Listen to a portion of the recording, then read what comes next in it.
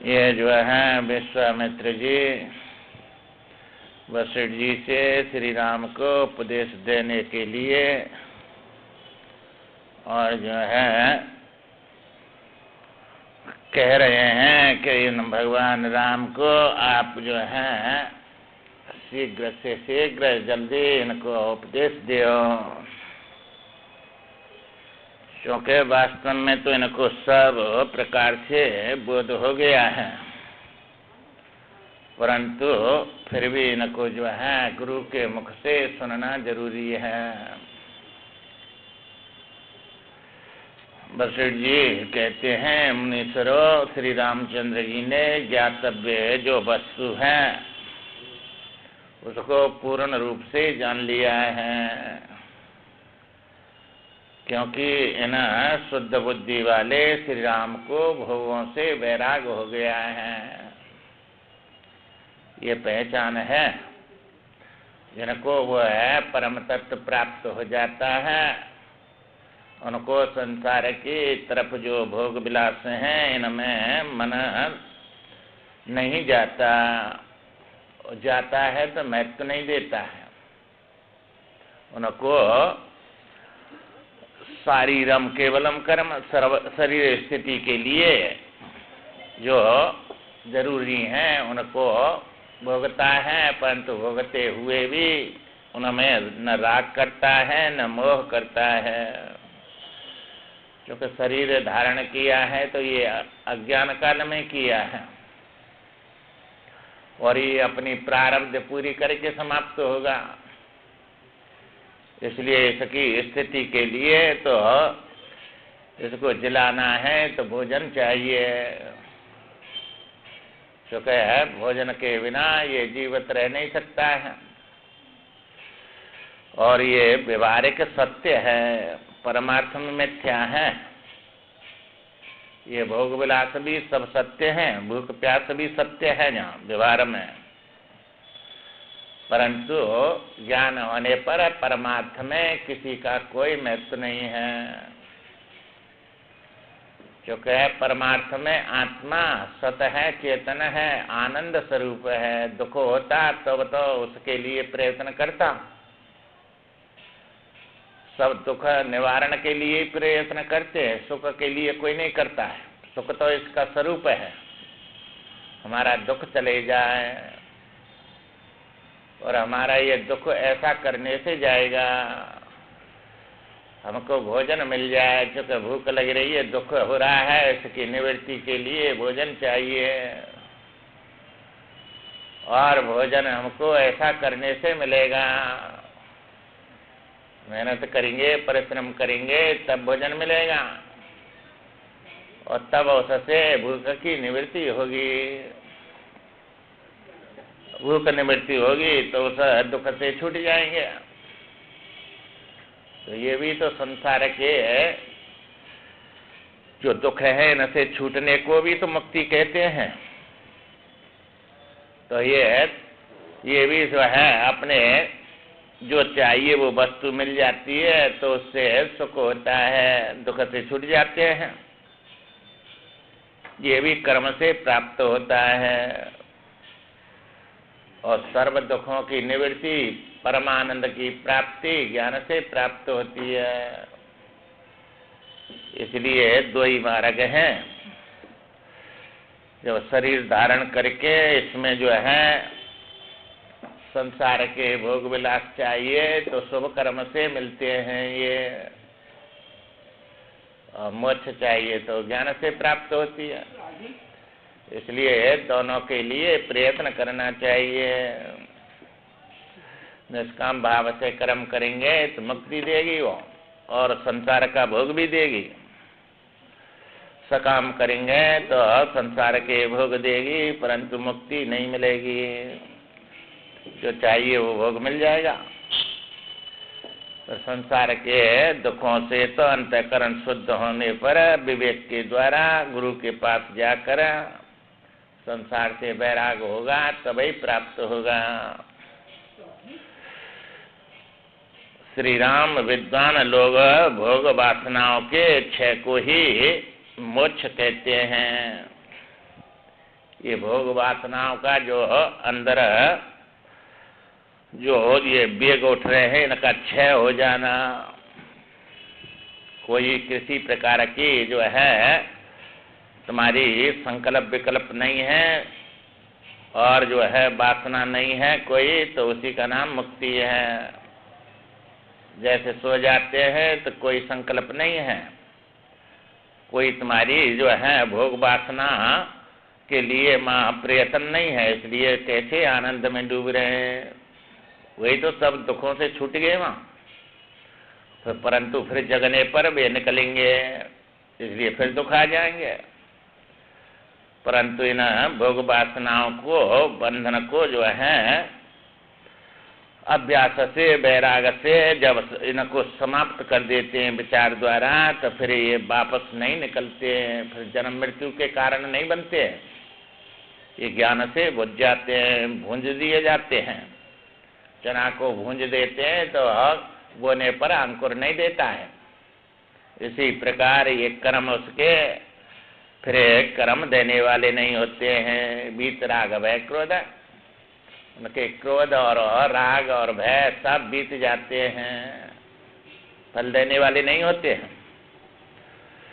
तो ये जो है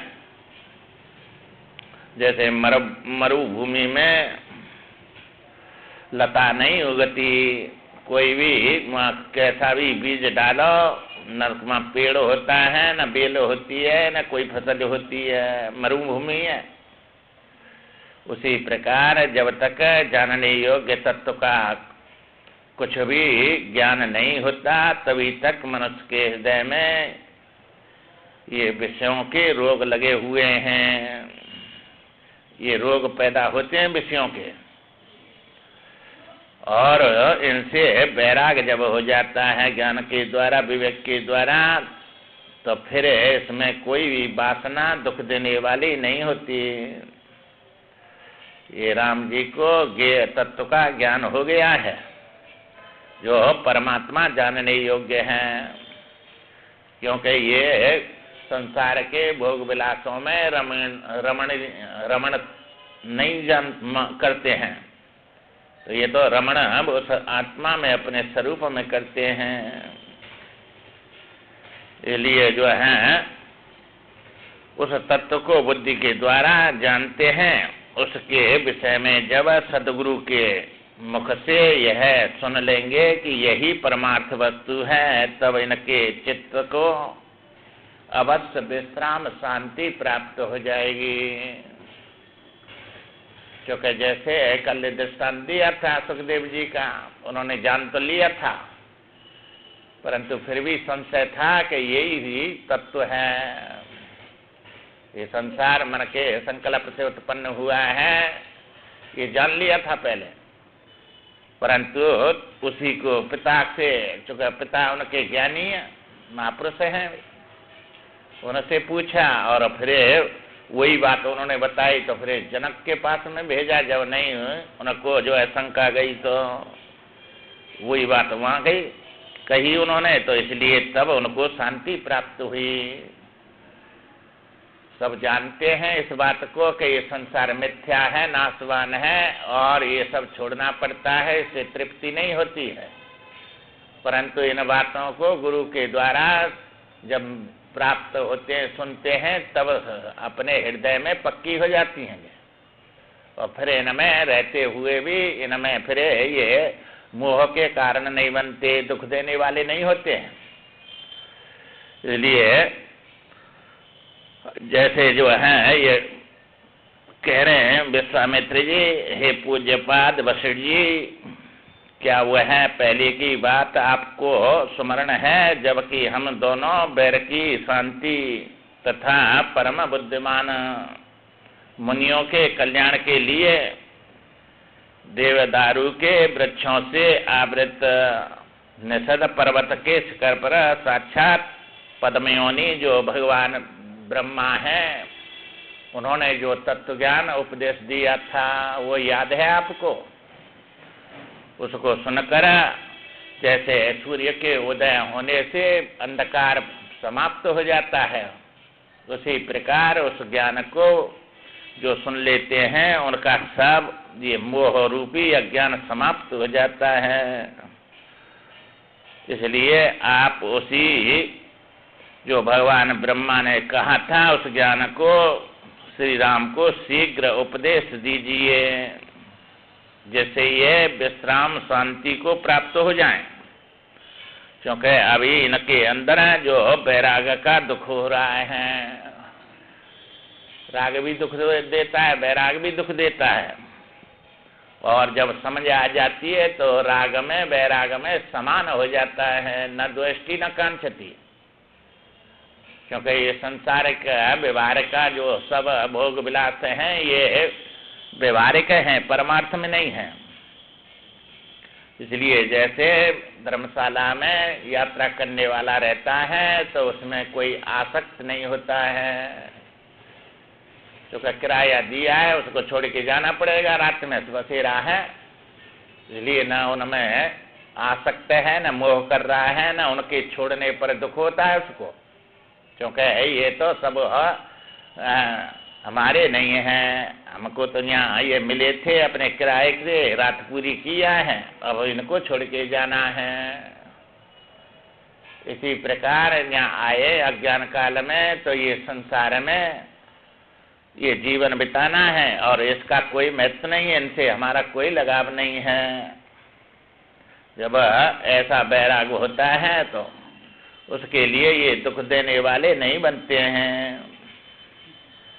इसलिए जो है उस वैराग युक्त उत्तम शिष्य के लिए उपदेश दिया जाता है जिसमें वैराग नहीं है तथा जो शिष्य भाव से रहते हैं। क्योंकि गुरु बनाकर उसमें श्रद्धा होती है तो वही ज्ञान का उपदेश लगता है, बिना श्रद्धा के उपदेश नहीं लगता। शिष्य भाव होना चाहिए और जो है जिज्ञासा होनी चाहिए। तो जो शिष्य भाव से रहते हैं और वैराग नहीं है इसके अंदर, मोक्ष की इच्छा नहीं है, उसे जो कुछ भी उपदेश दिया जाता है वह है कुत्ते के चमड़े में बनाए है कुप्पे में रखे हुए गाय का शुद्ध पवित्र दूध के समान अपवित्र हो जाता है।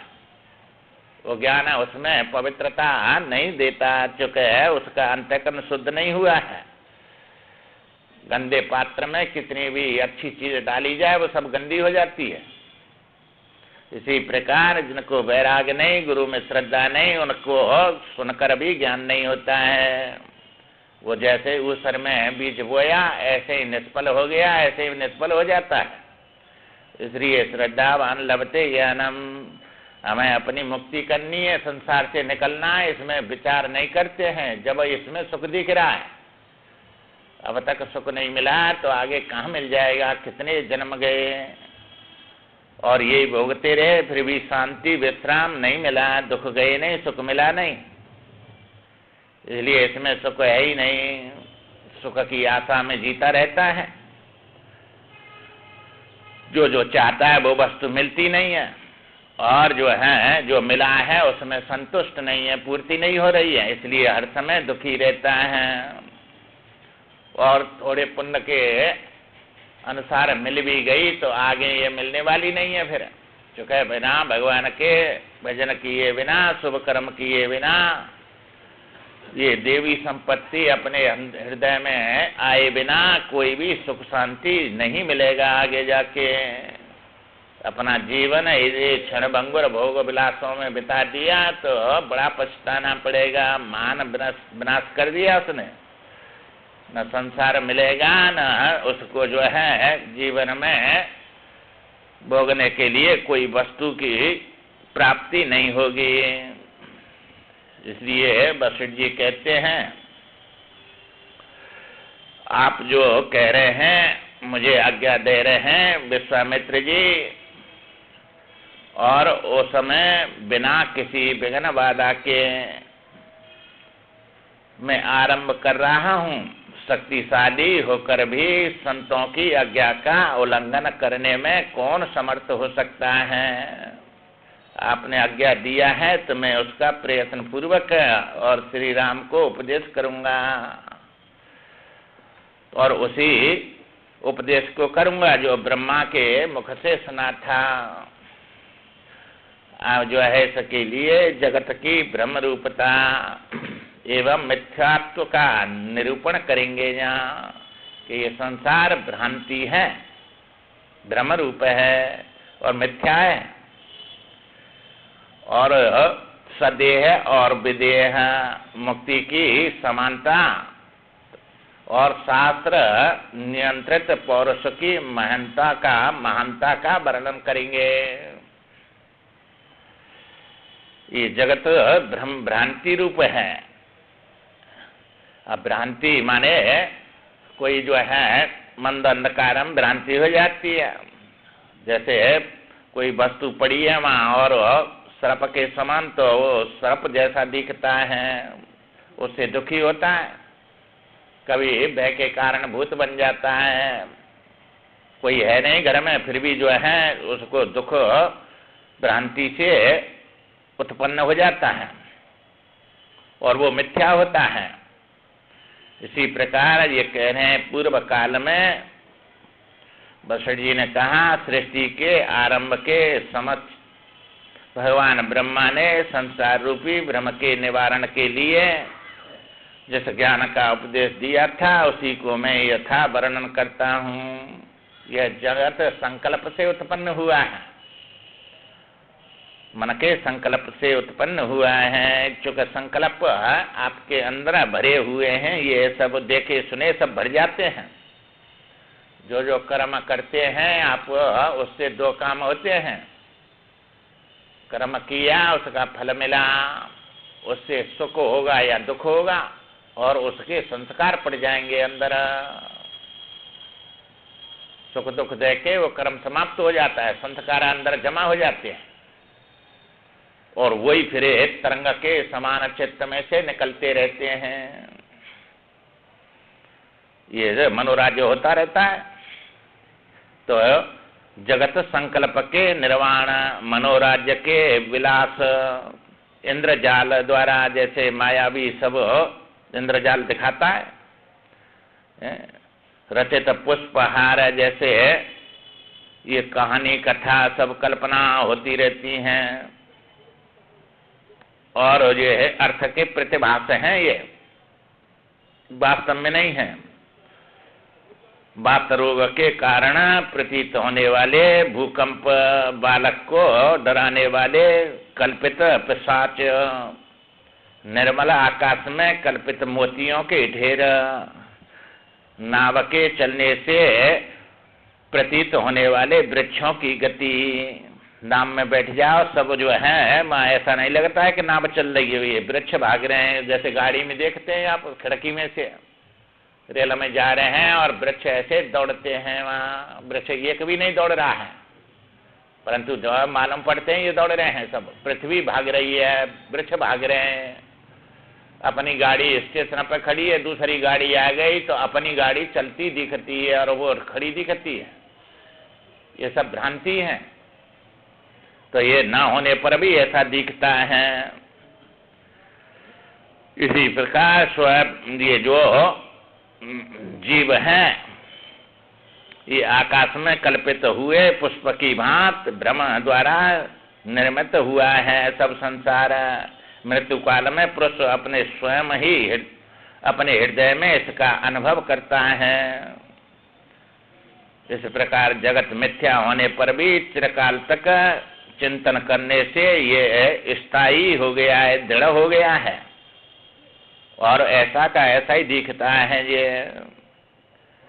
क्योंकि ये जो है लंबा सपन है और वो तुमने निद्रा में देखा वो छोटा सपन है।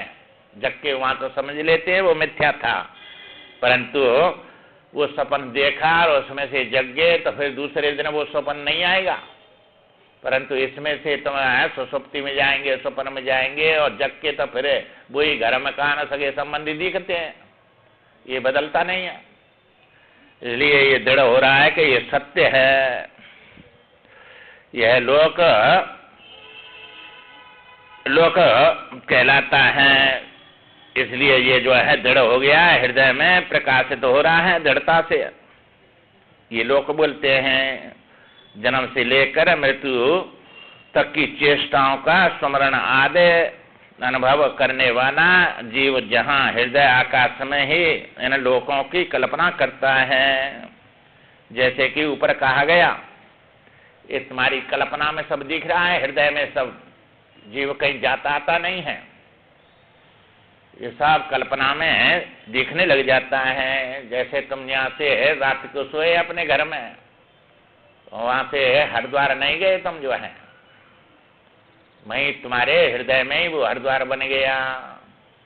यहाँ रात के 10 बजे सोए और 12 बजे दिन के स्नान कर रहे हैं, तो वो हरिद्वार देश बन गया और 12 बजे का काल बन गया, समय बन गया वहाँ मिथ्या। और गंगा जी वस्तु बन गई, सब जो है नए नए देख रहे हैं वहाँ। जीव कितने शरीर देख रहे हैं, उनमें अपना भी शरीर दिख रहा है, घर मकान दिख रहे हैं, सब नए नए,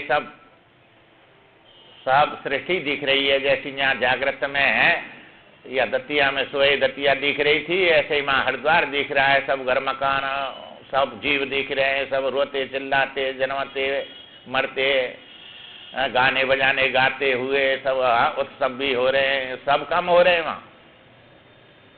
तो ये सब जो है हृदय में से ही तो निकला, सब तुम्हारे में निकल के वो सृष्टि मई बन गई। इसी प्रकार तुम्हारे यहाँ से मृत्यु के समय जीव कहीं जाता नहीं है, मैं कल्पना करके अपनी सृष्टि बना लेता है नई। इस लोक की या परलोक की कल्पना जैसी करेगी वही दिखने लग जाता है उसको।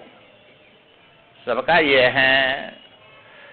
इसलिए इस संसार में कोई भी सार नहीं है, न तो पृथ्वी आदि 5 भूत हैं, इनका समुदाय भी नहीं है, जगत की सृष्टि का कोई क्रम भी नहीं है, तो 5 भूत आपने बना लिए कि नहीं स्वप्न में। पृथ्वी भी हरिद्वार की बन गई, तेज भी बन गया, माँ जो है दिख रहा है, जल भी बन गया। तो ये आकाश वायु जल तेज पृथ्वी सब जो है बन गए कि नहीं वहाँ कल्पना से। उनकी स्थिति कहाँ है, फिर भी दिख रहे हैं सब।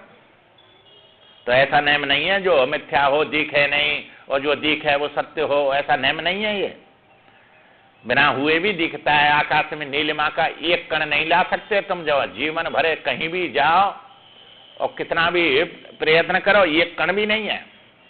तो प्रतीत ठोस हो रहा है छत जैसी। चांदी में है जो है सीपी में एक कण भी चांदी का नहीं, प्रतीत होती है, दिखती है। रस्सी में सर्प नहीं जो बह दे रहा है, डरा रहा है। स्वप्न में कोई सिर नहीं काट रहा है, फिर भी रो रहा है, चिल्ला रहा है। ये सब भ्रांति से दिख रहे हैं वहां, निद्रा दोष से। तो इनका क्रम नहीं है, कोई है नहीं, फिर भी सब दिखता है, भ्रांति है ये जो है। तथापि मृत और जीवित जीवों के इनमें संस्कार का भ्रम होता है। कोई कहता है ये मर गया, कोई कहता है इसका जन्म हो गया। ये सब संस्कारों का भ्रम दिख रहा है, भ्रम ही हो रहा है सब। इसलिए न कोई जन्मता है न कोई मरता है। जो कहे 5 भूत कहाँ मरे, 5 भूतों से ये बना शरीर 5 भूतों मिल जाता है, ये भी नहीं मरता है। तो जीव तो अविनाशी है, वो तो कभी मरा ही नहीं।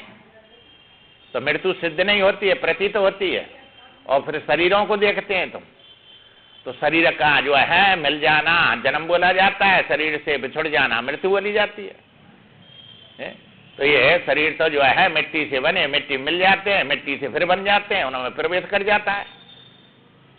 तो घर मकान कितने बंगला बना लिए, नए नए जो है अच्छे अच्छे तोड़ तोड़ के नए नए बना रहे हैं, क्योंकि डिजाइन नई नई निकलती है, पैसा की कमी नहीं है। उनको तोड़ देते हैं। बड़ौदा में आश्रम है, 3-4 बार हमारे सामने तोड़ दिया और फिर बना दिया, चूंकि पैसा अनाप शनाप आता है। तो उनको जो है तोड़ने में कितने करोड़ों रुपया लगते हैं, उनको ऐसा बना देते हैं और फिर बनाने में करोड़ों लगते हैं। ये दुरुपयोग करते हैं ऐसे पैसा का, क्योंकि 2 पैसा ये जो है 2 नंबर का माल 2 नंबर में ही जाता है, ना सके सिवाय कुछ नहीं होता है उसका। वैसे नई नई चीज दिखती रहती है, उनको बनाने में लगा रहता है जीवन भरे। दान करने वाले को देखना चाहिए हमारे दान का सदुपयोग होगा कि नहीं, ये व्यर्थ तो नहीं जाएगा ईंट पत्थर में। हाँ, इसका सुख होगा कि नहीं, लेने वाला क्या करेगा इसका। तो ये जो है समुद्र में तुम डाल दे एक बाल्टी पानी या लोटा पानी, तो समुद्र आभार नहीं मानेगा तुम्हारा कि बड़ा भारी उपकार किया हमारा। वहाँ पानी की कोई कमी है? ऐसी जगह पे जाता है ये धन संपत्ति जहाँ कोई काम में नहीं आता। 2 नंबर का पैसे ऐसी जगह पे जाएगा, और उसी पानी को किसी प्यासे को देंगे तो कितने आशीर्वाद देगा, कितना भारी तुम्हारा आभार मानेगा। है? तो ये देखना चाहिए कि हमारा पैसा कहाँ लगेगा और कैसी जगह पे जाएगा ये। तो लेने वाला क्या करेगा इसका, इसके पास है कि नहीं और कहाँ लगाता है इसको, ये सब विचार करके देना चाहिए। जो है सतपात्र को दिया हुआ दान अनंत हो जाता है, और सतपात्र सदुपयोग ही करता है, उसका दुरुपयोग में नहीं डालता है, ना अपने भोग विलास में देता है, सत्य हरे भजन सत्कार्यों में लगाता है। उस काम को तुम नहीं कर सकते और इनके इकट्ठा होकर उसमें ऐसे काम में लगा देते हैं, तो वे भोगने वाले बड़े सुखी होते हैं। उससे भगवान का जो है कीर्तन होता है, भजन करता है, तो ऐसे लोगों को जो है वो काम में आता है, उनको जो है जीवन भी चलता है, और उससे भगवान के सतमार्ग पे सब काम होते हैं। तो ऐसी जगह पे धन जाएगा तो तुम्हारा धनस बड़ा सार्थक, उसको धन धन्य प्रथमगत जाकी, हाँ वही धन धन्य होता है। ऐसी जगह पे जाना चाहिए। ये भोग विलासियों के पास में जाकर सब दुरुपयोग होता है उसका, देने वाला भी जो है वो खड्डा में जाता है। इसलिए जो है पात्र को देखकर दान करना चाहिए। ये जो है ऐसी जगह पे जब दान देते हैं तो दिया हुआ ही मिलता है, वो अनंत हो जाता है और वापस आता है। और वहाँ का दुरुपयोग कर दिया तो नाश कर दिया तो कहाँ से वापस आ जाएगा, तो वो तो सब व्यर्थ से चला जाता है। क्योंकि 2 नंबर से कमाया मेहनत का पैसा है, जो है ये है संत लोग हैं, ये का 2 नंबर का पैसा संत के पास नहीं आता है, बड़े कमा कमा के देते हैं बेचारे, जो है भक्त परिश्रम से कमा के, और वही 10-5 रुपया निकलता है, और ये करोड़ों देते हैं 2 नंबर के, जो है ढेर कर देते हैं उनको, वो 2 नंबर का पैसा होता है। उससे सब विलास भोग सब जो है लेने वाले को भी अधोगति में डाल देता है, देने वाले का भी 2 नंबर का है। इसलिए उनका पैसा जो है वो कमाया हुआ नहीं है, परिश्रम का नहीं है, इसलिए उससे उनका जो है न धर्म होता है, न उनका जो है उससे कोई शांति प्राप्त होती है। इसलिए ये विद्वानों को जो दिया जाता है जिनको जो है, और उसका जो है ये भोग विलासी न राम को कितना बैराग हो रहा है सबसे, और इनके पास में जो पैसा आएगा तो वो लोग दुरुपयोग करेंगे कि सदुपयोग करेंगे, इनको तो चाहिए नहीं, वो सबसे बैराग है। इसलिए उसको शुभ कार्य में लगाएंगे। तुम्हारे 10 रुपया से शुभ कार्य क्या होगा, पर ये समूह में आएगा जब 1000 रुपया हो गया तो 1000 का जो अनुष्ठान यज्ञ कर देंगे तो नंबर आ जाएगा कि नहीं उसमें तुम्हारे पैसा का, हाँ नंबर आ जाएगा उसमें, और उसका जो है सदुपयोग हो गया और तुमको ही मिलेगा उसका फल। ये हम लोगों को तो परोसने का मिलता है, कोई धन वाले का ही धर्म होता है, जिन्होंने दिया उसी का होगा। तो हम लोग तो परसते हैं, किसी ने भंडारा किया है तो पैसा वो लगा रहा है, उसको जो है धन का पैसा धर्म उससे हो रहा है, और परसने वाले शरीर से धर्म कर्म कर रहे हैं। तो जो है परसने वाले जो है वे शारीरिक कर्म कर रहे हैं, वो पैसा वाला कर्म कर रहा है। तो ये मन से पैसा वाला के साथ में भी मन है, परसने वाले के साथ में भी मन है, और पुण्य दोनों को होगा। उसने धन से किया, उसने मन से तन से किया, इसलिए जो है वो उस शुभ कार्य में लगा देता है, तो दोनों का फल होता है। अच्छी जगह पर तुम्हारा धन का सदुपयोग हो जाता है। इसलिए जो है यज्ञ में यहाँ से जा रहे हैं हम, जो है दिया था पैसा जो चढ़ता है सबकी सब करा देते हैं, अखंड रामायण का पाठ। ब्राह्मणों को जो है भोजन मिलता है, 4-5 ब्राह्मण रहते हैं, इनको भोजन मिलता है, और भी भक्त आ जाते हैं, सबको भंडारा कर दिया और अखंड पाठ हो जाते हैं। तो इसमें जो मिलता है उसमें लगा देते हैं। ये सत्य हरे भजन जगत सब सपना, अन्नदान भी हो जाता है, विद्यादान भी हो जाता है, उसकी जो है ये यज्ञ हो जाती है, जप यज्ञ बोली जाती है। ये जितना भागवत कराने से फल होता है, इसने अखंड रामायण का पाठ कराने से फल हो जाता है। वहाँ शिवपुर जा रहे हैं, वहाँ 108 हर साल करते हैं और मामा पुण्य हर साल चलता है। और फिर हम जैसे पैसा दे देते हैं तो भाई इतने पाठ करने, तो उसमें जो है वे करते हैं। वहाँ बच्चियाँ रहती हैं, वहाँ लड़का भी रहते हैं, बड़े बूढ़े रहते हैं, ब्राह्मण भी रहते हैं, सब जो है 24 घंटा चलता रहता है उनका। 3-4 महीना तो वो अखंड 108 पाठ, कितने 25 साल है जब से चल रहे हैं उनके, इतने भारी जो है। और फिर जो है मावस पुण्यो चलता है, तो 3-4 महीना वो 108 पाठ करते हैं उसके। और वहाँ कोई बीच में कराए तो उनके कर देते हैं। तो ऐसी जगह पे ये धन सनाद चला जाता है, तो वहाँ सदुपयोग होया, भगवान का पैसा भगवान के गुणगान में लग गया और उनका जो है सदुपयोग भी हो गया। अब तुम पाठ कराएंगे तो कहाँ होगा, और उसमें तो ये पैसा जाएगा तो वो सब पाठ हो जाएगा कि नहीं, तो उसमें तुम्हारा भी नंबर आ जाएगा और हमारा भी आ जाएगा। ऐसी जगह पर उसको खर्च किया तो ये पुण्य बनते हैं, तो सबके पुण्य बनते हैं, सत्कर्म है ये। श्री राम परमार्थ सत्य परमात्मा रूपी विशाल महासागर में बारंबार वे पुरानी और नई सृष्टियां उत्पन्न होती रहती हैं। ये सब बार बार होती रहती हैं।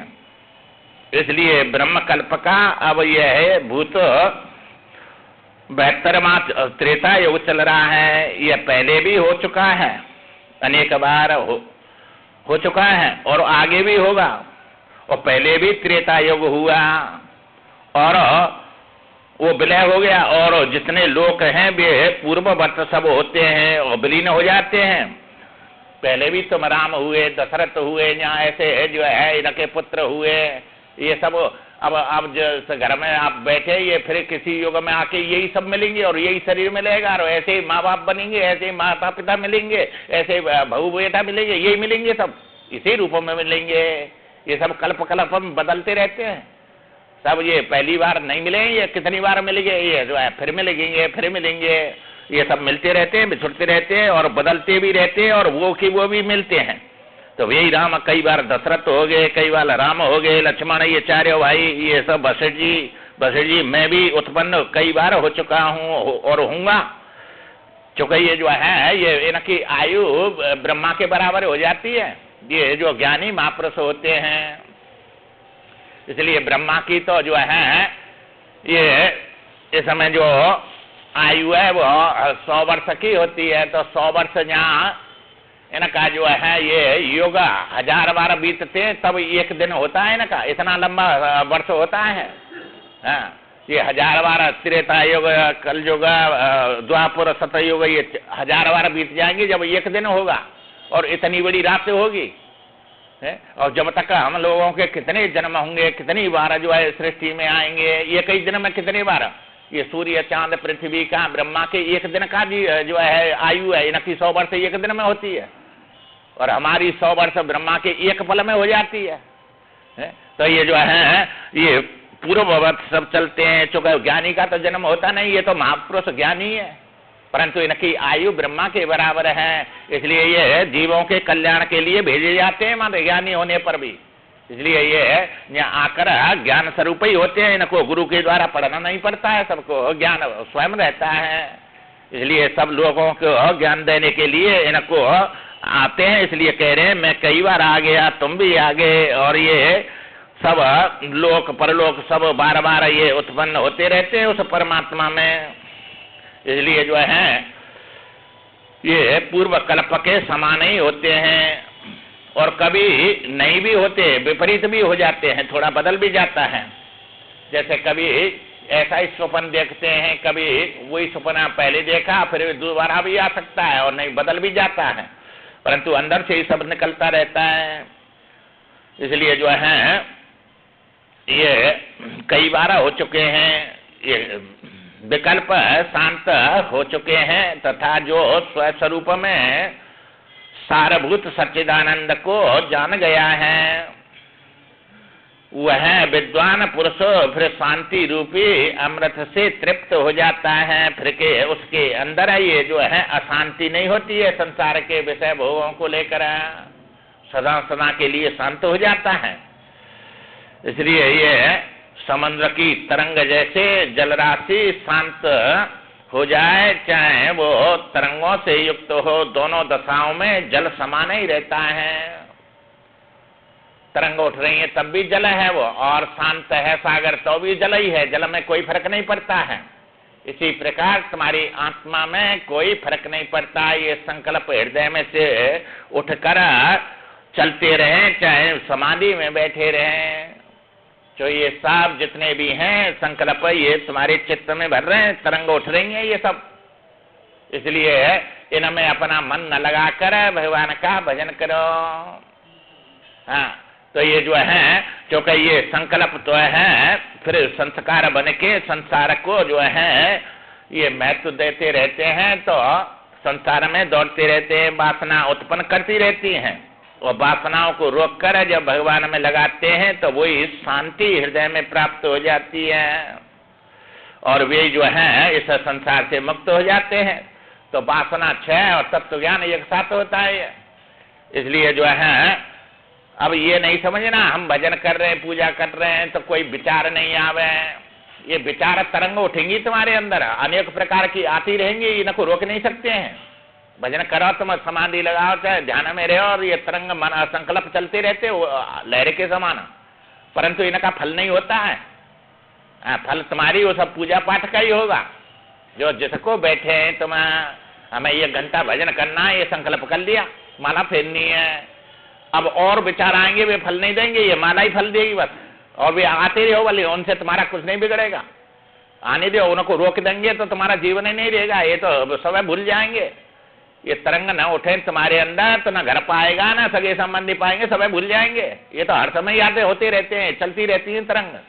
इसलिए इनका कोई महत्व नहीं है, तुम्हारे उसी कर्म का फल होता है जिसको संकल्प करके तुम जो है चल रहे हैं। अब घर से तुम आए यहाँ भाई सत्संग में चलना है, और कितने रास्ता में विचार आए हैं, उनका कहाँ फल मिलेगा, और न रोका है तुम्हारा, यहाँ आ गए अपनी जगह पे। ये तुम्हारा संकल्प था, इसी ने फल दिया है, यही कर्म हुआ है। बेकर्म हुए ही नहीं, बेकर्म ही नहीं हुए, कर्म नहीं हुए तो फल कहाँ से देंगे। इसलिए ये साधक ऐसा सोचता रहता है कि जो है ये मन में कुछ आना नहीं चाहिए, हमारा भजन बस जप ही चलता रहे। जप के साथ में और भी संकल्प चलते रहते हैं, पर जप का ही फल मिलेगा। और चलते रहो, ये रोकेंगे नहीं तुम्हारे जो कर्म को, न ये फल देंगे, न के पाप के आओ चाहे पुण्य के आओ, वो कोई फल देने वाले नहीं है, यही फल देने वाला है जो कर रहे हैं तुम। इसलिए इसके साथ में जो है पुरुषार्थ के साथ में और प्रारब्ध अनुसार भी आते हैं, तो वे तो भोग के समाप्त हो रहे हैं, बिना में तो प्रारब्ध भोगी नहीं जाएगी। वे तुम्हारे भजन में बैठे तो भी दुखी सुखी करते रहते हैं बेचारा, तो प्रारब्ध भोग रहे हैं, और ये पुरुषार्थ कर रहे हैं, जमा कर रहे हैं इसको। इसलिए दोनों काम हो रहे हैं तुम्हारे, वो समाप्त हो रहा है, जमा हो रहा है, वो भोग के समाप्त हो रहा है। इसलिए गुनाह में तो तुम्हारी प्रारब्ध समाप्त हो जाएगी, कैसे भोगेंगे इसको। इसलिए उसको आने दो, कुछ भी करने दो, उससे घबराओ मत कि ये क्यों आ रहे हैं, हमारे आते रहो।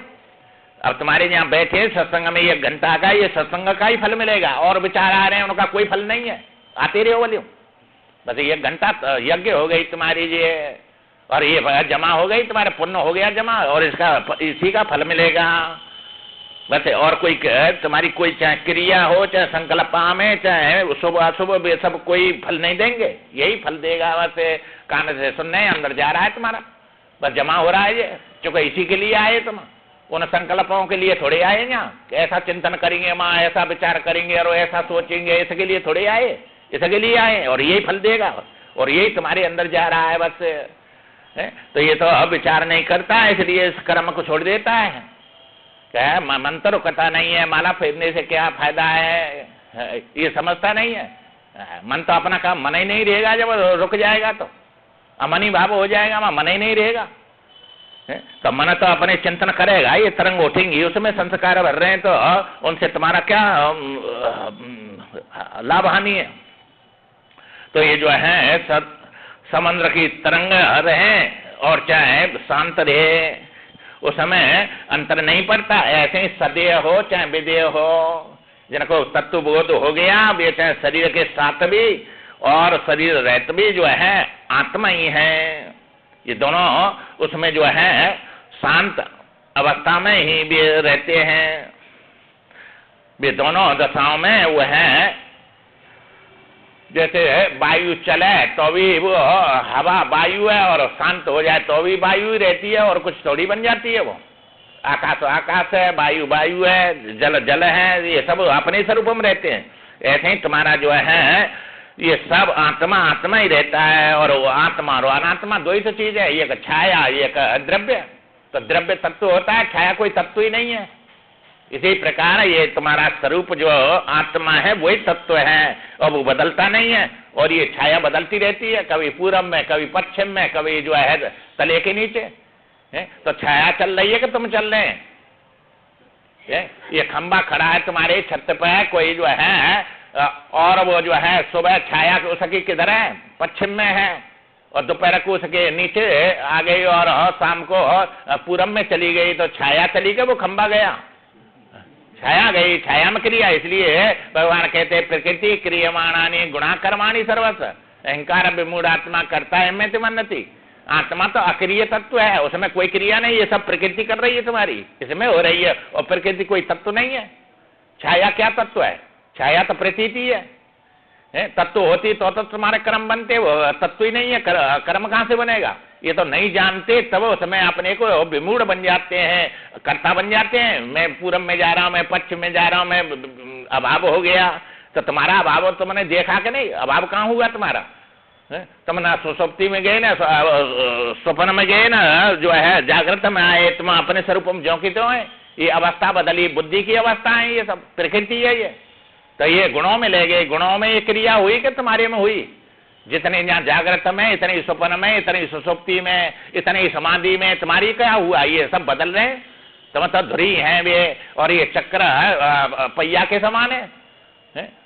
तो जो है धुरी थोड़ी चलती है, वो पहिया चलता है। ऐसे ये तुम्हारी अवस्था चलती है। तुम्हारे स्थिर है, अक्रिय है, निष्क्रिय है, तो उसमें ये कर्ता मान लेता है, तो भोक्ता बनना पड़ता है। बिना ज्ञान के समय फंसा हुआ है। इसलिए जो है ये बात बतला रहे हैं, कहाँ कैसो भीतर जोग जगह, इत बाहर भोगमयी तन है। जिन्होंने उस तत्व को जान लिया, उनके अंदर वो जोग जगता रहता है, वो प्रकाश कभी लुप्त नहीं होता है। और ये संसार भोग सब करता हुआ भी सर्वथा वर्तमानों पे न च भूयो से जाए थे। जिन्होंने उसको जान लिया तो वो तो निष्क्रिय तत्व अपने स्वरूप में रहते हैं हर समय, और ये विवाह सब इनमें होता रहता है। बाहर भोगमयी तन है, ये भोगों से तन में सब हो रहा है, शरीर में हो रहे हैं। मन हाथ भयो जिनके तिनके, बन ही घर है घर ही बन है। जिन्होंने अपनी इंद्रियों को, मन को अपने बस में कर लिया, वे चाहे वन में रहे चाहे घर में रहे, कोई फर्क नहीं पड़ता है। कहीं बन जाने की क्या जरूरत है? ये मन को जो है बस में करने के लिए मन को भागते हैं। तो ये जो है मन में भी नहीं, वन में भी जब बस में नहीं होता है, फिर बस्ती में आ जाते हैं।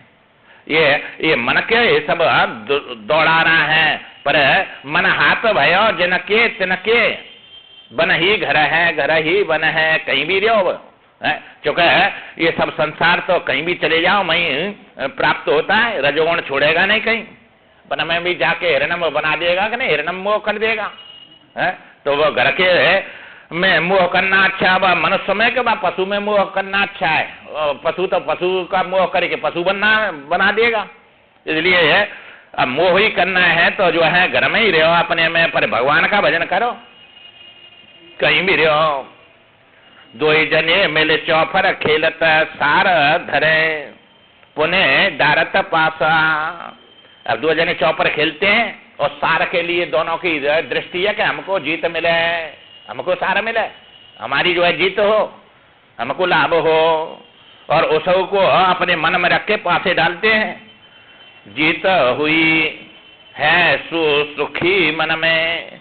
अब एक की जीत होगी, एक की हार होगी, और जिसको जो है जीत हो गई वो बड़ा सुखी होगा, मैंने तो बहुत जीत लिया, ये तो मलामल हो गया। मन में हारहु सु भरे सु उसासा, और जिसकी हार हो गई वो सास भरता है, मेरा तो सब गया, हाँ ये सब लुट गया, मैं तो सब हानि हो गई। ये कुछ दुख हो रहा है, ये कुछ सुख हो रहा है। एक जनो दोई और ही खेलत, हार न जीत करे सु तमाशा। एक जना जो है उस खेल को देख रहा है ना, वो हार में कोई उसका लाभ है ना, जीत में कोई लाभ है ना, हार में कोई हानि है, वो तमाशा देख रहा है वहां। तो ऐसे ही ये ज्ञानी महापुरुष तमाशा देखते हैं संसार में। और इसमें जो है अज्ञानी एक रोता है, एक हंसता है, कुछ प्राप्त हो गया तो। तैसे अज्ञानी को द्वैत भयो भ्रम, सुंदर ज्ञानी को एक तमाशा। ये ज्ञानी के लिए सब तमाशा है, खेल है। तो अब ये खेलने वाले जो हैं ज्ञानी के लिए खेल है, और ये अज्ञानी के लिए जो है ये दुख सुख देने वाला है। तैसे ज्ञानी को द्वैत, ये अज्ञानी का द्वैत हो गया, जैसे वो दुखी सुखी हुआ, ऐसे ही ये ज्ञानी का जो है तमाशा बन जाता है। इसलिए जो है तमाशा देखने वाले तमाशा खुद न बन जाना, खुद बन जाते हैं नहीं, जो है देख के तमाशा रोने लग जाते हैं, और माँ से दृष्टि हटके हुए तमाशे देखने वाले उस रोने वाले को देखने लग जाते हैं। वो तमाशा बन गया, खुद बन गया। ये तमाशा देखना था कि तमाशा बन जाना था? तो बन गया, तो इसलिए दुखी सुखी होता है। तो संसार के जितने ताप हैं वे सब अज्ञान से हैं, और अज्ञान दूर करने का साधन है प्रणव। प्रणव माने ओम, बस है, कोई न कोई साधन तो पकड़ना ही पड़ेगा। आऊ माँ, ये तीन जो दिख रहे हैं कि नहीं, आ माने आकार, ऊ माने जो है इसका बनाने वाला सूक्ष्म स्वप्न, और माँ माने तुम्हारा जो है सुषुप्ति संभाव में सब चला गया। और तुरीय जो है ये ऊपर जो बिंदी है ओम के, तुरीय हो गई। तो 4 पाद बतलाए हैं ये। अब इनमें लगेगा तो ये आ की उपासना, आकार की उपासना करने वाले को ये संसार मिलता है, जो चाहेगा वही चीज देगा। आ माने आकार, ऊ माने उपासना ऊपर करेगा निराकार की। तो मन में जब ध्यान करेगा तो माँ ये कोई स्थूल नहीं है, सूक्ष्म है, ऊ है। तो माँ जो है वो तुरीय है, ऊ है। तो आ ऊ माँ, और सुषुप्ति में ध्यान में चले गए तो तुम जो है माँ में पहुंच गए। और जो है माँ से प्रयत्न करके तुम जो है उसमें जाएंगे तुरीय में, तो समाधि में पहुंच गए। तो माँ कुछ भी जानने योग्य नहीं रहता है, सब सुषुप्ति तक ही चलता है, ये उसी में से निकलता है, उसी में जाता है। तुरीय अधिष्ठान है, ये तीन जो है ये अध्यस्त हैं, तो इसको ओम कहते हैं। ओम तो वो अधिष्ठान हो गया, उसको ब्रह्म कहते हैं। सुषुप्ति में ईश्वर कहते हैं, और स्वप्न में ब्रह्मा कहते हैं, और या जागृत में विराट कहते हैं। तो ये विराट का अभिमानी ये जीव विश्व बोला जाता है, और स्वप्न देखते हैं उसके अभिमानी को तेजस बोलते हैं, और जो है सुषुप्ति में अभिमानी को प्राज्ञ बोलते हैं, और समाधि में जो है चौथी अवस्था में गए तुरीय बोलते हैं। तो ये अवस्था बदलती रहती है, तीनों जो है अधिष्ठान नहीं बदलता है, वो तीनों के साथ भी है, तीनों के रहते भी है। इसलिए समाधि में तक अज्ञान रहता है, उससे ऊपर अज्ञान नहीं है। इसलिए माँ सब अविद्या भी निवृत्ति हो जाती है, ब्रह्म की प्राप्ति हो गई, और क्रम मुक्ति हो जाती है उसकी। तो ये साधन तो करने पड़ेंगे सब। तो तुरीय में चले जाते हैं, तो ये वहाँ कछु जानना बाकी नहीं रहता। तो ये जो है स्व और प्रकार में जो है कोई भेद नहीं रहता है। साधक जन के संकल्प पर बहुत ध्यान देते हैं। ये देह के अभिमानी है या शरीर को लेकर दुखी रहते हैं। ये शरीर बीमार नहीं हो, ये बूढ़ा नहीं हो, इसके बाल नहीं पके, इसमें रोग नहीं है हमें कोई है। अब ये तो सब होंगे ही होंगे, इनको कैसे रोक लेंगे? जो वस्तु होगी उसको कैसे रोकेंगे? वो तो होगा ही सब है। तो राजी हम इसी में जिसमें तेरी रह जाए, बस ये हो रहा है, जो हो देखते जाओ तुम। तो ये तो होंगे, इनको कैसे रोकेंगे? इसलिए वे इस शरीर को लेकर दुखी होते रहते हैं कि ऐसा ना होना चाहिए। तो ये तो सब होगा। और जो है सूक्ष्म शरीर के अभिमानी हैं, उनको जो है ये मन में ऐसे विचारा में ऐसे नहीं में ये विक्षेप मन में होता है। अब विचारों को रोकने के लिए जो है वो प्रयत्न करता है, विचार रोकते नहीं है, दुखी रहता है? तो ये जो है वो उस हक में जो है दुखी रहता है, साधना नहीं होती हो सकी और इन पे ध्यान देता रहता है। ये ऐसा नहीं होना चाहिए। और कारण शरीर के अभिमानी है, वे जो है उसमें समाधि लगनी चाहिए हमारी, वैसे उसके लिए प्रयत्न करते रहते हैं। तो कारण शरीर में जो है सबको रोक कर अपनी समाधि में स्थित हो। तो ये जो है ये तीनों गुणों की तरंग है।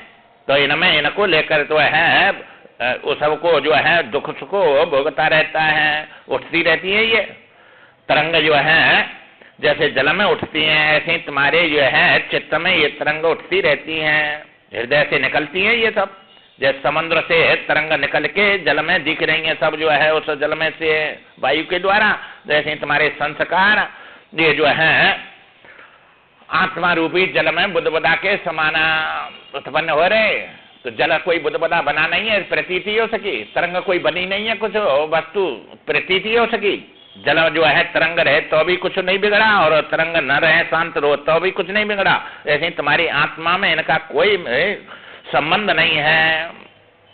जैसे गंगा किनारे बैठ गए और माँ जो है उसमें फूल भी आ रहे बहे जा रहे और मुर्दा भी जा रहा है। कभी वर्षा हो गई तो मिट्टी का पानी गंदा भी हो रहा है और तुम बैठे देख रहे हैं उससे।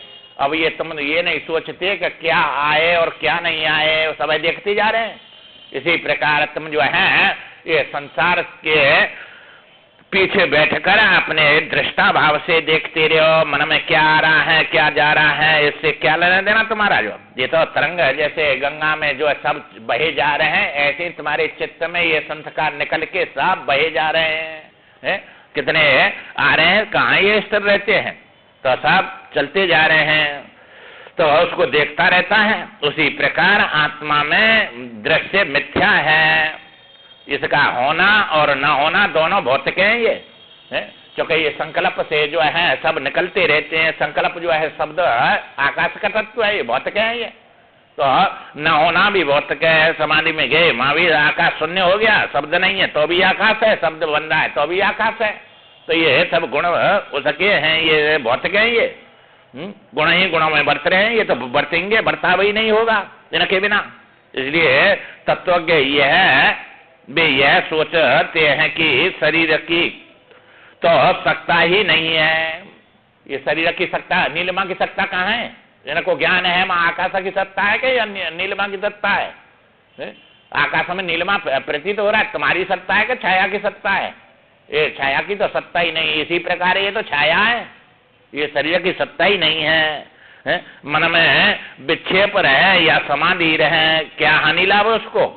जब आत्मा जान लिया तो मन शांत रहे, चाहे विक्षेप रहे। ये भौतिक है, ये तो रहेगा, ये तो गुण है, अपना अपना काम करेंगे।